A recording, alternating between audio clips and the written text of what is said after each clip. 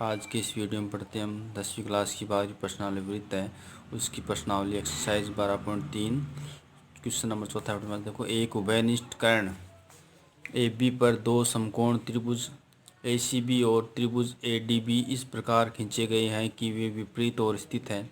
सिद्ध कीजिए कि कोण बी ए सी बराबर कोण बी डी सी है। अपने पास कोई ये वृत्त हो गया और इसका एक कर्ण हो गया ए बी, ये ए बी कर्ण हो गया और इसके विपरीत और अपने पास क्या है, दो समकोण त्रिभुज है या समकोण त्रिभुज कौन कौन से, एक तो ए सी बी हो गया और ए डी बी हो गया। अब चाहे आप सी और डी को ऊपर नीचे लिख सकते हो, इसमें कोई प्रॉब्लम नहीं है। देखो, अपने क्या सिद्ध करना है कि कोण बी ए सी बराबर कोण बी डी सी।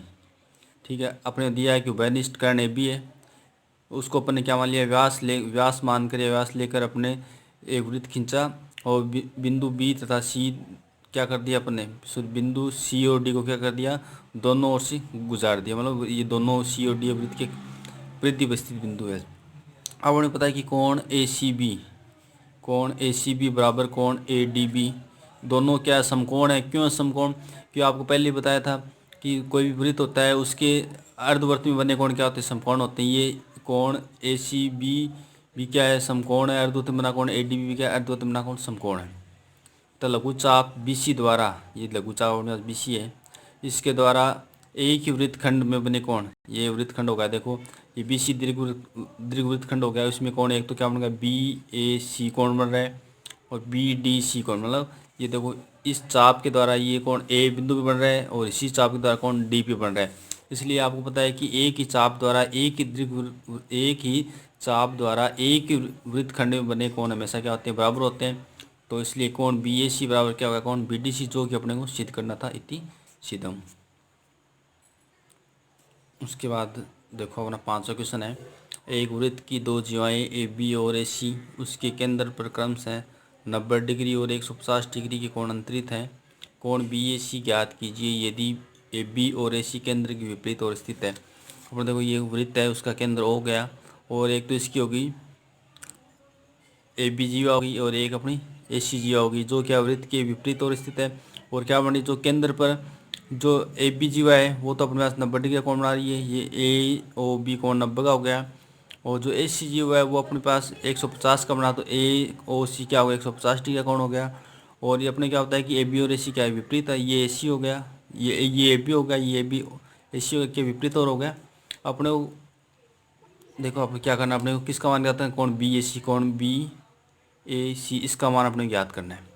अपने पता है कि ये जो कोण है, ये देखो, ये बी सी चाप है, इस बी सी चाप के द्वारा केंद्र पे बनने वाला कोण बी ओ सी है और परिधि पे बनने वाला कोण बी ए सी है। अब यदि अपने पास इस कोण बी ओ सी का मान आ जाए तो अपने को पता है कि ये जो एक ही चाप के द्वारा केंद्र पे बनने वाला कोण परिधि पे बनने वाले कोण का दुगुना होता है।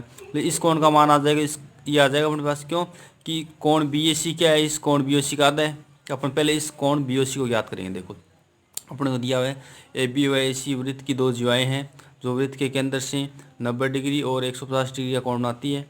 तो अपने पास कोण बी ओ ए 90 डिग्री और कोण ए ओ सी 150 डिग्री हो गया। अब देखो, ये जो वृत्त का केंद्र है, यहाँ पे अपने पास कुल कितने कोण बन रहे हैं, 3 कोण बन रहे हैं। इन तीनों कोणों का योग क्या होगा, अपने पास 360 डिग्री। क्यों कि वृत्त के केंद्र पर बनने वाले सभी कोणों का योग क्या होता है, 360 डिग्री होता है।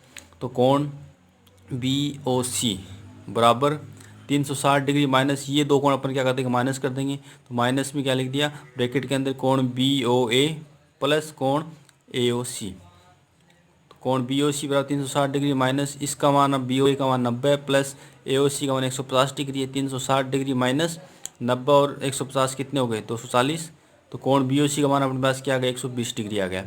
अब आपको पता है, सभी को पता है कि एक ही चाप के द्वारा बनने वाले जो केंद्र पे बनने वाला कोण क्या होता है, परिधि पे बनने वाले कोण का दुगुना होता है। अब अपने पास केंद्र पे बनने वाला कोण अपने पास है पहले से, तो परिधि बनने वाला कोण क्या हो जाएगा, केंद्र पे बनने कोण का आधा होता है।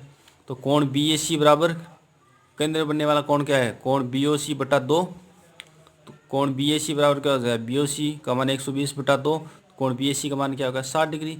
तो इस प्रकार से अपना ये कोण बी ए सी का मान क्या हो गया, 60 डिग्री होगा। अब इसमें आपको जो प्रमेय बताई थी कि एक ही चाप के द्वारा वृत्त के केंद्र पे बनने वाला कोण शेष परिधि बने कोण का क्या होता है, दुगुना था, वो इसमें क्या आ रही है, अपने पास काम में आ रही है। उसके बाद क्वेश्चन नंबर 6 अपने पास देखो, एक त्रिभुज ABC का परिकेंद्र O है। सिद्ध कीजिए कि कोण OBC प्लस कोण BAC बराबर 90 डिग्री है। क्या है? कोण OBC प्लस BAC का मान क्या है? 90 डिग्री है। तो देखो अपने को पता है कि BC चाप के द्वारा केंद्र पर बनने वाला कोण क्या है? Z है। शेष पृथ्वी बनने वाला कोण X है। इसका मतलब क्या हो गया है कि Z का मान किसके बराबर हो गया? 2x के बराबर हो गया। अपने को पता है कि त्रिभुज ABC का परिकेंद्र O है। OB और OC को मिला दिया है। BC चाप के द्वारा केंद्र पर अंतरित कोण BOC बराबर Z हो गया। इसको अपन Z मान लिया। शेष भाग में किसी बिंदु A पे बनने वाला कोण BAC को क्या मान लिया? अपने X मान लिया, जो क्या है? Z का क्या है? दोगुना है। अब देखो कोण BOC बराबर 2 गुणा कोण BAC। तो BOC का x Z मान लिया अपन ने, तो Z बराबर 2x। अब देखो अपने पास कोण OBC में देखो ये 3 कोण अपने पास कौन कौन सी? कोण OBC प्लस OCB प्लस कोण BOC, तीनों कोणों का योग क्या अपने पास 180 डिग्री है। क्यों है? कि त्रिभुज के तीनों अंतः कोणों का योग क्या आता है? अपने पास 180 डिग्री होता है। इन तीनों कोणों का योग 180 डिग्री कर दिया।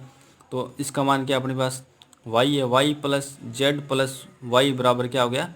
180 डिग्री। देखो y क्या होगा अपने पास? 180 डिग्री हो गया। तो इनको जोड़ दिया, 2y प्लस Z बराबर 180 डिग्री हो गया। अब अपने को पता है कि Z बराबर 2x होता है। इस Z की जगह अपन ने क्या लिख दिया? 2x लिख दिया। तो क्या होगा? 2y प्लस 2x बराबर क्या हो गया? 180 डिग्री। 2 यहाँ से कॉमन ले लिया, तो क्या बच गया? y प्लस x बच गया और बराबर क्या हो गया? 180 डिग्री।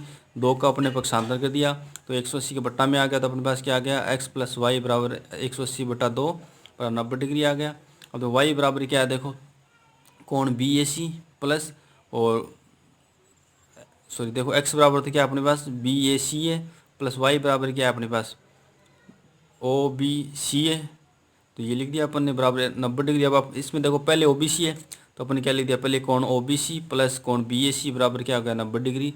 इतनी सीधा में ये अपने क्या करना था? सिद्ध करना था। इस पर अपने ध्यान रखना, जो प्रमेय है अपनी 12.8 वही अपने इसमें क्या है? काम में आ रही है। जो 12.3 प्रश्नावली उसमें लगभग वही काम में आएगी। अब अपन करते हैं 7वां क्वेश्चन। किसी वृत्त की एक जीवा उसकी त्रिज्या के बराबर है। क्या? किसी वृत्त की एक जीवा उसकी त्रिज्या के बराबर है।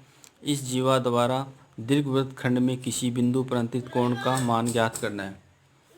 तो ये अपने हो गया एक वृत्त होगा जिसका केंद्र O हो गया, AB इसकी जीवा मान ली और दीर्घवृत्त खंड में कोई बिंदु अपने पास C कर दिया है। ठीक है, मानव वृत्त की जीवा क्या होगी? अपने पास AB हो गई। जीवा AB बराबर क्या हो जाएगी? इसमें क्या होता है? जीवा और त्रिज्या बराबर है, तो जीवा AB बराबर क्या होगी? त्रिज्या OA प्लस त्रिज्या OB, तीनों का मान बराबर हो गया। अब देखो इस प्रकार से ये अपने पास क्या हो गया? OAOB कैसा त्रिभुज हो गया?